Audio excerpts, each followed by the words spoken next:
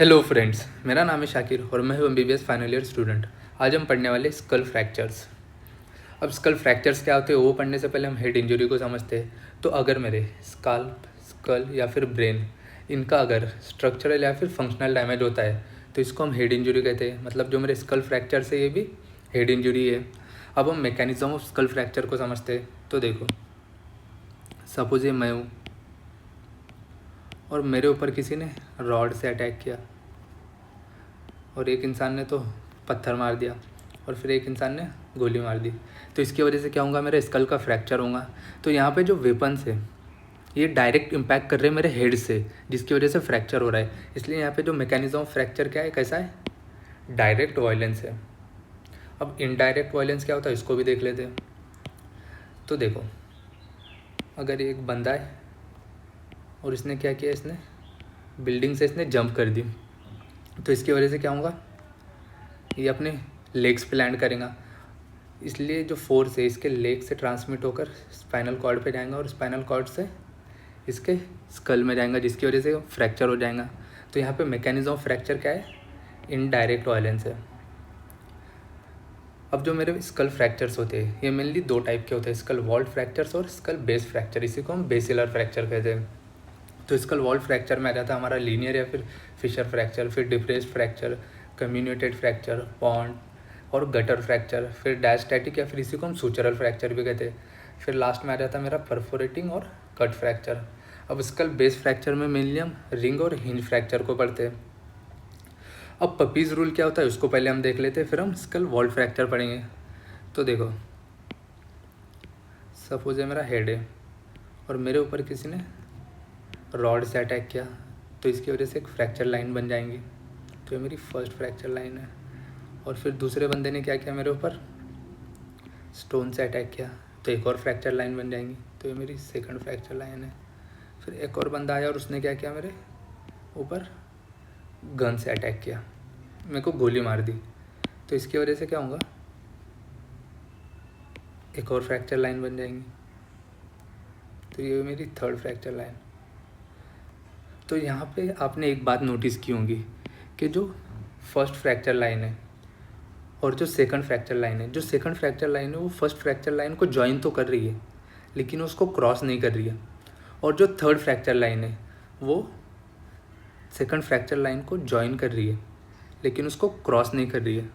तो यहाँ से मेरा कंक्लूजन निकलता है कि the new fracture line will never cross previous fracture line. जो नई फ्रैक्चर लाइन है वो पुराने वाली फ्रैक्चर लाइन को कभी क्रॉस नहीं करेंगी, और इसी को हम पपीज़ रूल कहते हैं।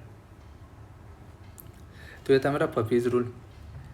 Let's start with skull vault fractures. जो जो let's start with skull vault fractures. तो जो स्कल होता है ना, उसमें एक आउटर टेबल होता है और एक इनर टेबल होता है।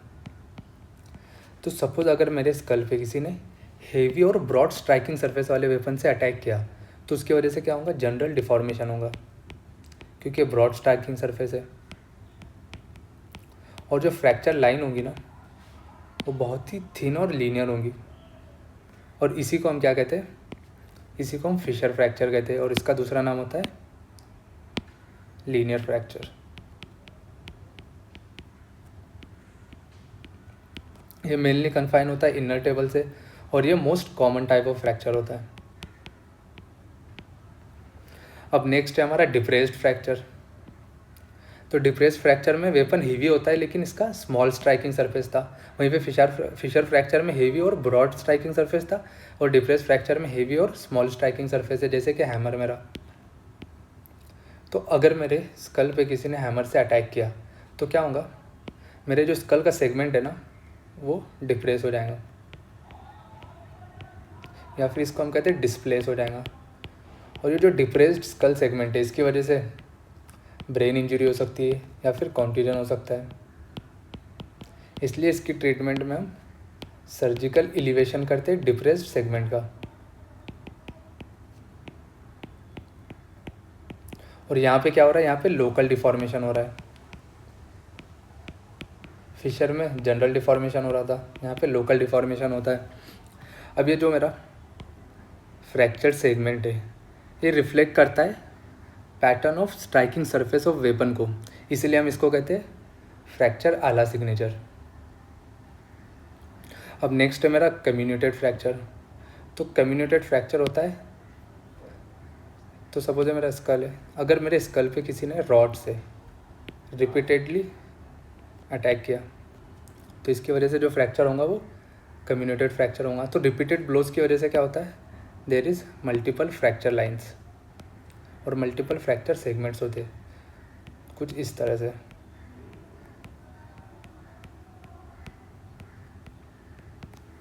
ये जो मल्टीपल फ्रैक्चर सेगमेंट्स है ना, ये मोज़ेक या फिर स्पाइडर वेब के पैटर्न को रिफ्लेक्ट करते हैं, इसीलिए हम इसको मोज़ेक फ्रैक्चर कहते हैं या फिर स्पाइडर वेब फ्रैक्चर कहते हैं। और ये जनरली कॉम्प्लिकेशन होता है फिशर फ्रैक्चर और डिप्रेस्ड फ्रैक्चर का। अब नेक्स्ट है मेरा सुचरल या फिर डायस्टैटिक फ्रैक्चर। इसके नाम से समझ में आ रहा है, सुचरल मतलब ये जो सुचर लाइन्स है उनके अलॉन्ग होगा। तो ये स्कल है, तो इसके जो सुचर लाइन्स होते हैं ना उनका सेपरेशन हो जाता है, इसी को हम क्या कहते हैं, सुचरल फ्रैक्चर कहते हैं। और ये मेनली यंग अडल्ट्स में होता है, क्योंकि जो यंग अडल्ट्स होते हैं ना इनमें इनकी जो अपने सुचर्स होते हैं वो फुल्ली फ्यूज़ नहीं होते, लेकिन जो ओल्ड एज होते हैं उनमें ये नहीं देखा जाता है, क्योंकि उनके जो सुचर्स होते हैं फुल्ली फ्यूज़ हो जाते हैं। अब नेक्स्ट है मेरा पॉन्ड फ्रैक्चर। तो जो 4 साल से कम उम्र के बच्चे होते हैं ना उनका स्कल बहुत ही सॉफ्ट, इलास्टिक और प्लायबल होता है, जिसकी वजह से अगर ट्रॉमा होता है तो फ्रैक्चर लाइन की जगह यहाँ पे क्या हो जाता है, पॉन्ड और डेंट लाइक अपीयरेंस आ जाता है कुछ इस तरह का। इसी को पॉन्ड और डेंट लाइक अपीयरेंस आ जाता है, और इसी को हम क्या कहते हैं, पॉन्ड या फिर इंडेंटेड या फिर पिंग पोंग बॉल फ्रैक्चर कहते हैं। और ये मेनली देखा जाता है ऑब्स्टेट्रिक फोर्सेप डिलीवरीज में। अब नेक्स्ट है मेरा गटर फ्रैक्चर। तो जनरली क्या होता है, अगर ये स्कल है और अगर किसी ने बुलेट चलाई, बंदूक चलाई, तो बुलेट क्या करेंगे, पहले एंटर करेंगे स्कल को और फिर बाहर निकल जाएंगे, मतलब परफोरेशन हो जाएंगे अगर बुलेट परपेंडिकुलर है मेरे स्कल से। तो लेकिन वही बुलेट अगर ऑब्लिक है मेरे स्कल से तो बुलेट क्या करेंगी, पहले कुछ इस तरह से इसको टच करके जाएंगी और यहाँ पे इंजरी करेंगी, तो जो स्कल का सेगमेंट है आउटर टेबल का वो बाहर निकल जाएगा, वहाँ से हट जाएगा, और इसकी वजह से यहाँ पे ना एक गटर लाइक अपीयरेंस आ जाता है, इसलिए हम इसको गटर फ्रैक्चर कहते हैं।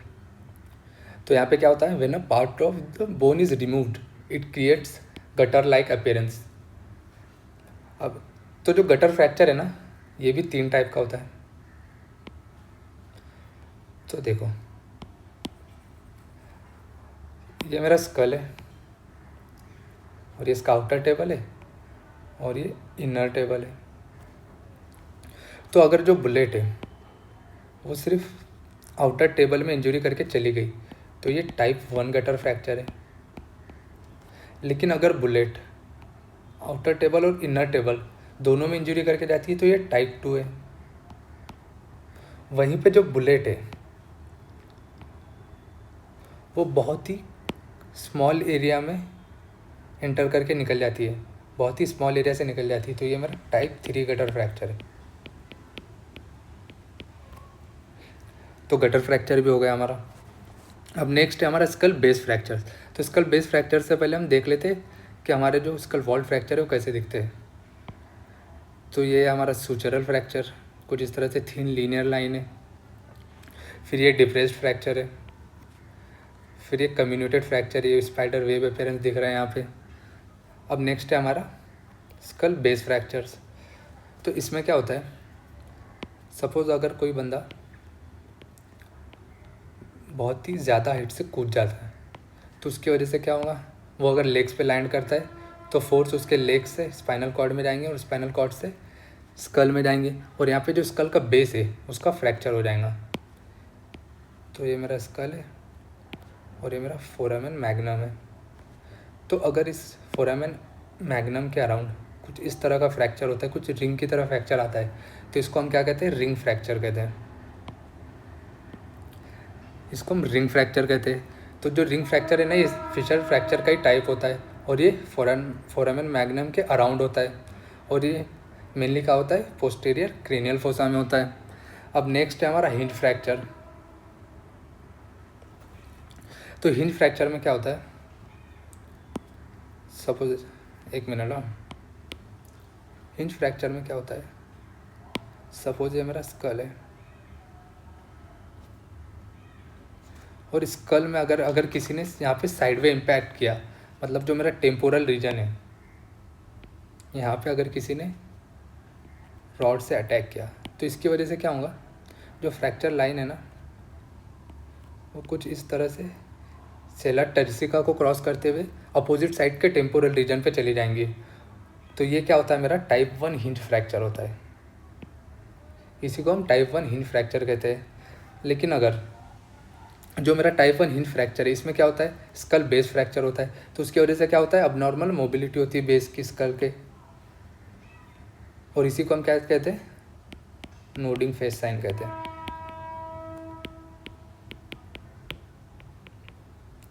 और टाइप 1 हिंज फ्रैक्चर का ही दूसरा नाम होता है मोटर साइक्लिस्ट फ्रैक्चर। अब नेक्स्ट है मेरा टाइप 2। तो टाइप 2 में क्या होगा, जो स्कल लाइन होती है ना, वो पोस्टीरियर क्रेनियल फोसा से एंटीरियर क्रेनियल फोसा में ट्रैवल करती है, और इसी को हम टाइप 2 हिंज फ्रैक्चर कहते हैं। अब टाइप 3 में क्या होता है, टाइप 3 में क्या होता है, एंटीरियर क्रेनियल फोसा में फ्रैक्चर होता है। तो ये था हमारा हिंज फ्रैक्चर। अब हम क्लिनिकल फीचर्स देख लेते। एंटीरियर क्रेनियल फोसा में अगर फ्रैक्चर होता है तो क्या क्लिनिकल फीचर्स आएंगे, पहले उसको समझते हैं। तो सबसे पहले यहाँ पे क्या हो जाता है, जो एंटीरियर क्रेनियल फोसा के फ्रैक्चर्स है ना, इनमें आपको एक याद रखना है कि यहाँ पे जो मेनली कॉम्प्लिकेशंस होंगे या फिर क्लिनिकल फीचर्स होंगे वो नोज से रिलेटेड होंगे। तो यहाँ पे क्या हो जाएगा, CSF राइनोरिया हो जाएगा, मतलब leaking of CSF from nose. फिर ब्लीडिंग फ्रॉम नोज होंगी, जिसको हम एपिस्टैक्सिस कहते हैं। Then there will be paraesthesia of tip of nose, और यहाँ पे ब्लैक आई या फिर रकून आई भी हो जाती है, क्योंकि एंटीरियर क्रेनियल फोसा का फ्रैक्चर है। अब मिडियल क्रेनियल फोसा के फ्रैक्चर में क्या होगा, तो यहाँ पे जो मेनली क्लिनिकल फीचर्स होंगे वो ईयर से रिलेटेड होंगे। तो यहाँ पे बैटल साइन होंगी जो बिहाइंड द ईयर होती है हमारी मैस्टर्ड बोन पे। फिर ईयर ब्लीडिंग होंगी, और यहाँ पे CF ऑटोरिया हो जाएगा, मतलब CSF लीक होगा हमारे ईयर से। और यहाँ पे हियरिंग लॉस भी हो जाती है, और यहाँ पे क्या होता है, फेशियल नर्व पाल्सी भी हो जाती है। अब मेरा जो पोस्टीरियर क्रेनियल फोसा का फ्रैक्चर है, पोस्टीरियर क्रेनियल फोसा का जो फ्रैक्चर होता है, यहाँ पे लार्ज हेमाटोमा हो जाता है in the soft tissue of the back of the neck. So that's all about fractures. तो हम पहले इसको देख लेते हैं एक और बार, फिर से डायग्राम से समझ लेते हैं इसको। तो ये मेरा कम्युनिटेड फ्रैक्चर है, ये वाला।